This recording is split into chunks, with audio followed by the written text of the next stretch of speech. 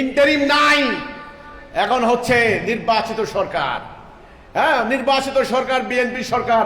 আমরা আগেও ইন্টারিমকে বলেছি, তারও আগে শেখ হাসিনার সরকারকেও বলেছি যে বর্তমানে যেই ব্যবস্থা দিয়ে রাষ্ট্র চলে, এটা ব্রিটিশ খ্রিস্টানদের তৈরি করা, এটা মানুষের তৈরি করা উপনিবেশিক যুগের। এই ব্যবস্থা কোনো মুসলমান মানতে পারে না। এটা মানলে আমাদের ঈমান থাকে না। আমরা বলেছি, আপনারা যতই নির্বাচন করেন, যতই নির্বাচিত হন, শান্তি আনতে পারবেন না। আপনারা বাক স্বাধীনতার কথা বলছেন, আপনারা ন্যায় বিচারের কথা বলছেন, আপনারা দুর্নীতি বন্ধের কথা বলছেন, আপনারা চাঁদাবাজি বন্ধ করতে বলেছেন। আপনাদের অভিপ্রায় ভালো, আপনাদের নিয়ত ভালো, আপনাদের উদ্দেশ্য মহৎ, কিন্তু ভাই জননেতা, রাষ্ট্রপ্রধান, সরকার প্রধান, আপনাদের কাছে শোনেন বন্ধ অনুরোধ করে আমি বলতে চাই, চলমান বিদ্যমান এই ব্যবস্থা, এই সিস্টেম যদি পরিবর্তন না করেন, আপনারা আপনাদের ওয়াদা রাখতে পারবেন না। এই জন্য আমরা বলেছি, আমাদের সংগ্রাম হচ্ছে ব্যবস্থা পরিবর্তনের, মানুষের পরিবর্তন চাই না। মক্কার কাফের সমাজে, জাহিলি সমাজের মানুষগুলি ছিল আধ্যাত্মিকভাবে দেউলিয়া, দুর্নীতিগ্রস্ত, অনেকে মাদক খাইতো, অনেকে নারী নির্যাতন করত। সেই মানুষগুলিকে সোনার মানুষ রাদিয়াল্লাহু আনহুম ওয়া রাদু আনহুম পরিবর্তন করে দিলেন কিসে? সিস্টেম, দ্বীনুল হক। আল্লাহ রাব্বুল আলামিন আমাদেরকে সেটা দিলেন।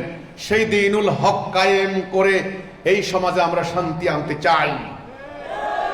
আপনারা অনেক বিপ্লব করেছেন, অনেক বিদ্রোহ করেছেন, লাভ হয়নি। সিস্টেম পরিবর্তন না করলে, এই যে আমাদের এই যে যারা এনসিপি করে এখন, এই স্টুডেন্টগুলি, তারা আওয়ামী লীগ বিরোধী আন্দোলন করলো, ওরা বলে ওরা দেশ স্বাধীন করেছে, কিন্তু শান্তি দিতে পেরেছে? দুর্নীতি বন্ধ করতে পেরেছে? অনেকগুলি ছেলে, বাচ্চা বাচ্চা ছেলে পর্যন্ত মারা গিয়েছে। কারণ ব্যবস্থা, দিন, সিস্টেম পরিবর্তন না করা পর্যন্ত শান্তি আনতে পারবেন না। এই জন্য নবী করিম সাল্লাল্লাহু আলাইহি ওয়াসাল্লাম ঐক্যবদ্ধ হয়ে একটা লক্ষ্য নির্ধারণ করে জানমাল দিয়ে তৎকালীন জাহিলি সমাজের বিদ্যমান ওই সিস্টেমকে পাল্টে আল্লাহ দেওয়া সিস্টেম, আল্লাহ দেওয়া দ্বীনুল হক তিনি কায়েম করলেন। এখন নবী যে কাজ করেছেন আপনাদের জন্য, সে কাজ কি ফরজ না? সুন্নত হইলেও সুন্নত, আর আল্লাহর হুকুম মোতাবেক ফরজ। আকিমুদ্দিন। এবার দিন কায়েম করতে হলে একটা কর্মসূচি লাগবে। কি লাগবে? কর্মসূচি। মুখে মুখে বললে হবে না। এই যে যারা নির্বাচন করেছেন এবারে দলগুলি, তারাও তো বলেছে আমরা দিন কায়েম করব। করতে পেরেছে? নো, পারে নাই, পারবে না। তাহলে দিন কায়েম করতে হলে কি লাগবে? একটা কর্মসূচি লাগবে। আচ্ছা, দিনটা কার?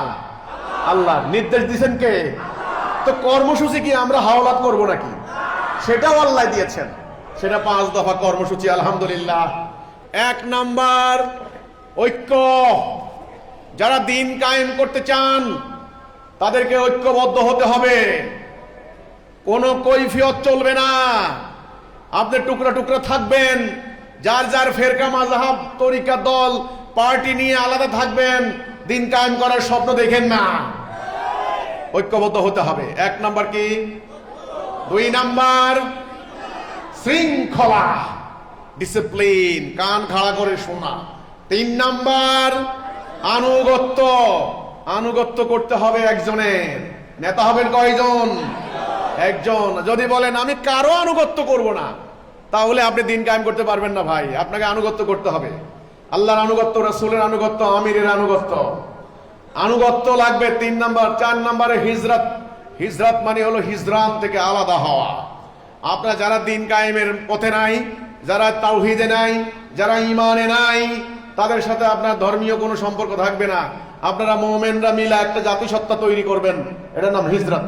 5 নম্বরে জানমাল দি জিহাদ। তাইলে কর্মসূচি কয় দফা? 5 দফা। 1 নাম্বার, ঐক্য। আমাদের সাথে ঐক্যবদ্ধ হতে হবে। সীসার মতো ঐক্য, নির্বাচনকালীন জোট না। হ্যাঁ, 9-6 মিলল, 1 মিলল না, 2 হবে না। ঐক্যবদ্ধ হইতে হবে সীসা গলানো প্রাচীরের ন্যায়। এক জাতি, ভাই ভাই, মরবো একসাথে, বাঁচবো একসাথে। এক ভাইকে ফেলে আরেক ভাই পালিয়ে যাব না। ওই ভাইকে রক্ষার জন্য আমি বুক চেতিয়ে দেব। এটার নাম ঐক্য। এটার নাম কি? ঐক্য। ঐক্য মানে সাংঘাতিক ব্যাপার, পুরো জাতি হবে সলিড এক জাতি। আলহামদুলিল্লাহ, আল্লাহ শুকর, আমাদের মহামান্য ইমামুজ্জামানকে আল্লাহ রাব্বুল আলামিন এই কর্মসূচি দান করেছেন। হিজবুত তাওহীদ আন্দোলন আল্লাহর দেওয়া এই কর্মসূচি মোতাবেক দিন কায়েম করার সংগ্রাম করছে। নবী করিম সাল্লাল্লাহু আলাইহি সাল্লাম সারা জীবন এই কর্মসূচি অনুসরণ করেছেন। আলহামদুলিল্লাহ, এই কর্মসূচি অন্য কোনো সংগঠনের কাছে নাই, হিজবুত তাওহীদের কাছে আছে। আল্লাহ হিজবুত তাওহীদকে দিয়েছেন। এই কর্মসূচির বরকতের কারণে আজকে প্রতিষ্ঠার শুরু থেকে 30 বছর হয়ে গিয়েছে, হিজবুত তাওহীদের কোন সদস্য আইন ভঙ্গ করেছে এমন কোন রেকর্ড নাই। এই কর্মসূচি আমাদেরকে লক্ষ্যের দিকে ঠিক রেখেছে। আলহামদুলিল্লাহ, এটা আল্লাহর একটা নিয়ামত, আল্লাহর একটা বরকত, আল্লাহর একটা রহমত। আমাদেরকে আল্লাহ এই কর্মসূচি দান করেছেন। অন্য সব সংগঠনের কর্মসূচি নিজেদের দলের মন গড়া কর্মসূচি, আর আমাদের কর্মসূচি আল্লাহ দেওয়া কর্মসূচি।